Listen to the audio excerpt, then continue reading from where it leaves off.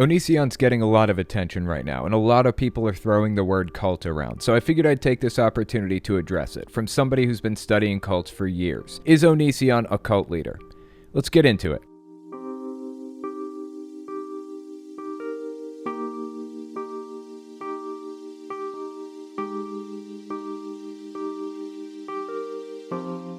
Usually when I try to determine if something is a cult or not, I use the BITE model to do it. There are other models, and they're perfectly valid, but the other really well-known model is more geared toward religious cults, where the BITE model can be used to address more than just religious ones. Cults of personality, political cults, and other types. It's a model written up by Stephen Hassan. It's an acronym. It stands for behavior control, information control, thought control, and emotional control. And there are different points under each category. But Onii-Chan is a single person, and there are only, 4 or 5 people involved? So is it even possible that he's a cult leader? One thing to keep in mind is that it doesn't really matter how big or small the group is. People colloquially have this idea in their heads about how big cults can be, and if it doesn't fit into these narrow specifications, it isn't a cult at all. It's the same reason why Jehovah's Witnesses aren't viewed as a cult, even though they most definitely are, with 8.5 million members. People say they're too big to be a cult. People don't really have a problem calling Scientology a cult, with their 40,000 or so members. This isn't always the case, but on this subject, size really doesn't matter. The Heaven's Gate cult had around 50 members over the years, and when the day finally came for them to depart for the evolutionary level above human, the kingdom of God, 39 people, quote-unquote, departed together. As the time drew closer, they made exit videos where they sat in front of a camera in pairs and gave the last messages they wanted to give to their family members before they ended it. I watched every tape they put out, from beginning to end. The exit tapes, the indoctrination tapes, the workshops, everything. It took days to get through all of it. The point is, size doesn't matter when we're dealing with cults. It can consist of 5 people or 5 million people. But as my friend Chris Shelton says, a cult, at its most basic, is an abusive relationship between the members and the leadership. And if you look at it from that perspective, the BITE model starts to make a lot more sense. And it becomes a lot more versatile. It details toxic, harmful behavior that you can use not just to determine if you're in a cult or not, but to determine if you're in an unhealthy relationship, or if your partner is engaging in harmful or toxic behaviors. And it isn't just about the points on the model either. It's about how the model is structured. There are 4 ways in which people reach out for help.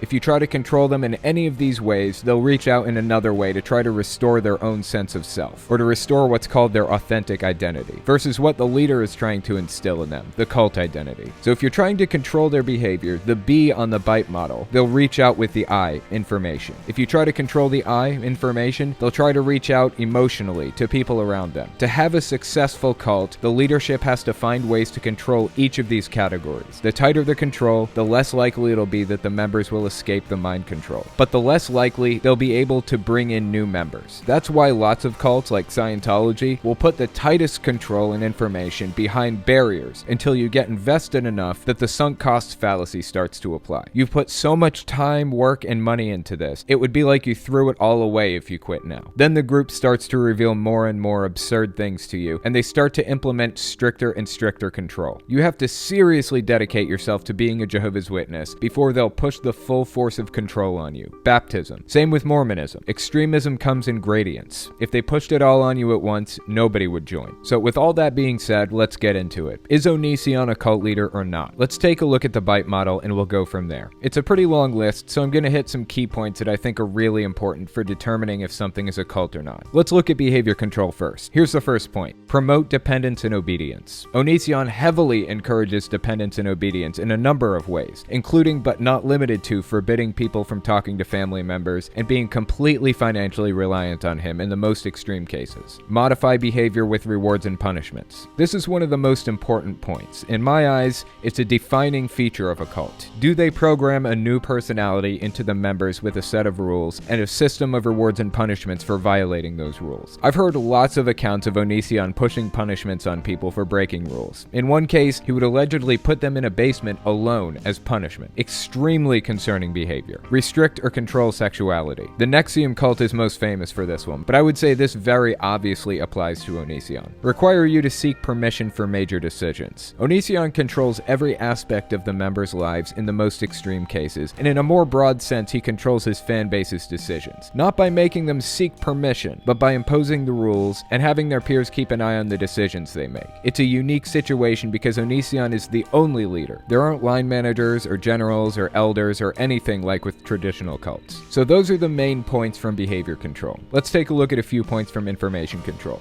Deliberately withhold and distort information. This one fits under the more broad umbrella of generally controlling a narrative. Cults absolutely need to be able to control a narrative. If they don't, then they start losing people. And that's perfectly fine and dandy as long as the group isn't doing something sinister or questionable. But almost by definition, cults do act in a sinister or questionable way. Look at how MIT or the University of Miami treat narratives. There is no narrative for them, because they're just there to educate people. They have a specific set of goals in mind, and none of them are sinister or questionable. They don't ask their students to do something unethical. Cults, on the other hand, like Jehovah's Witnesses, have an ends justify the means philosophy. Scientology has a similar philosophy called fair gaming. Obey the law until the law conflicts with what we say. Lie, cheat, manipulate, do whatever it takes to further the goals of the organization, aka theocratic warfare for Jehovah's Witnesses. Now, all the points under information control apply to Onision to one degree or another, but in a more broad sense, he wants to control the narrative. He wants to control what his members hear about him, and he wants to spin things to put him in the best light. The most relevant points on the list, outside of what I've already listed, are gaslight to make you doubt your own memory and encourage you to spy and report on others' misconduct. That's kind of Onision's MO. Next is thought control. Instill black versus white, us versus them, good versus evil thinking. This one becomes more and more evident when you start digging into the religion he tried to start, Siseska. It had a heavy focus on veganism, and anybody who didn't follow its tenets was different. They aren't like us. They're wrong. We're right. Dehumanizing anybody who doesn't fit the mold. That's the kind of thing you should be looking for. Teach thought-stopping techniques to prevent critical thoughts. He hits this one heavily with how he tries to control the narrative surrounding his public image. This one, and encouraging members to reject rational analysis, critical thinking, and doubt. But he leans into logic heavily, even though he seems to be void of it. Logical fallacies are important to note when you hear them, but something to remember is when you hear a logical fallacy, it doesn't mean that the conclusion is wrong. It means the argument is wrong. Their conclusion could be perfectly correct. They just have to prove it with another argument. Like creationism very well could be true. Maybe the Earth is 6,000 years old. But arguing that you just feel it to be true, or arguing that atheism is a religion too, or some other thing like that, doesn't prove creationism. In reality, we've proven creationism to be completely absurd 1,000 times over. But just because you've debunked those arguments doesn't mean it isn't. So when Onision comes in throwing around logic bombs, what he's actually doing is called argument by gibberish, or argument by bafflement. He's making people think he knows what he's talking about because he's saying words they haven't heard before, and he's saying it in a confident way. And finally, he's using the fallacy,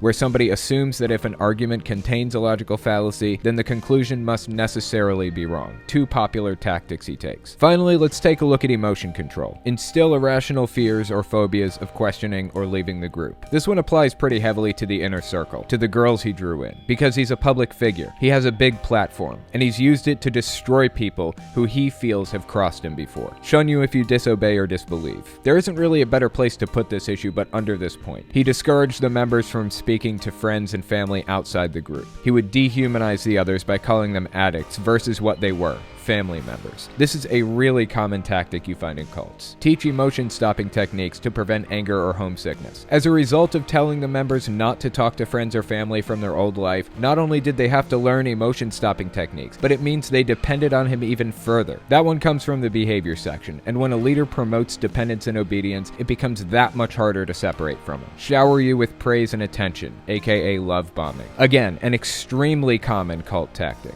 He would make the members feel like the most special people in the world. This is part of the rewards and punishments I mentioned earlier. The problem with cults of personality like this is they commonly revolve around somebody famous. So anybody who the leader directly talks to feels special. They feel like they stood out from the crowd. They have stars in their eyes. They'll do anything for the leader. This is different from traditional cults because typically with groups like, say, Jehovah's Witnesses, you have to work the membership up to doing something they'd otherwise find unethical. With cults of personality, you can jump straight to the point. You can get them to agree to just about anything. And in my eyes, that constitutes an abuse of authority. There is absolutely nothing more disgusting to me than somebody who abuses their power or authority. People idolize others who they view as famous. When I went to Faithless Forum last year, there were some people who were literally shaking when they met me. For one thing, I was seriously honored because I don't feel like I deserve it. And for another thing, it was a little worrying to me to know that people view me that way. There is literally nothing special about me. 5 years ago, I was just another asshole on the street. And honestly, I'm still just just another asshole on the street. It's only when I enter certain communities when people recognize me. But a malignant narcissist like Oniii-Chan, for example, will thrive on it. They live for that attention. And in Onii-Chan's case, they live for negative attention too, as long as it's attention. And they use that to their advantage. They get people to do whatever they want. Stephen Hassan and I talked about this on my channel recently with regards to Trump. He's exactly the same way. All that being said, in my opinion, and that's all I've got, to actually be a cult, there has to be leadership that enforces behavior modification through a set of rules and a system of rewards and punishments for violating those rules. Things like the Flat Earth movement, for example, aren't cults, because there's no leadership engaging in behavior modification to form a cult identity. But despite that fact, a cult identity still forms organically. So I would say something like the Flat Earth movement isn't a cult, but it's a cult-like mindset. Still an extremely harmful mindset. It can be just as harmful as a full-blown cult, in fact. But it's not a cult.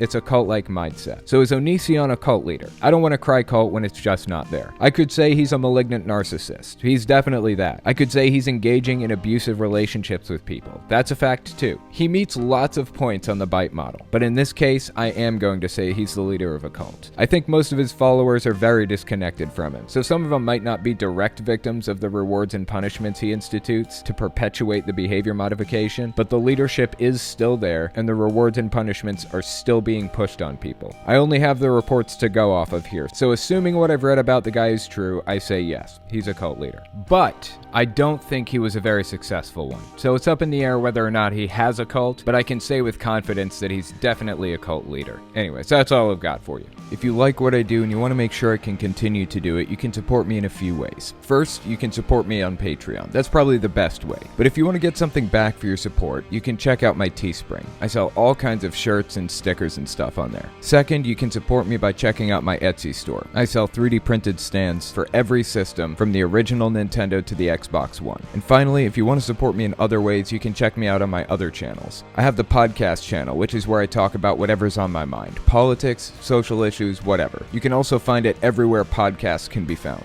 Or you can check out the videos on my main channel, where I focus on destructive cults. As it is with most channels these days, I rely on the support of viewers like you to keep my channel alive, so sharing my work is extremely helpful. Anyways, check me out in all those places if you haven't already. Thanks for listening, guys.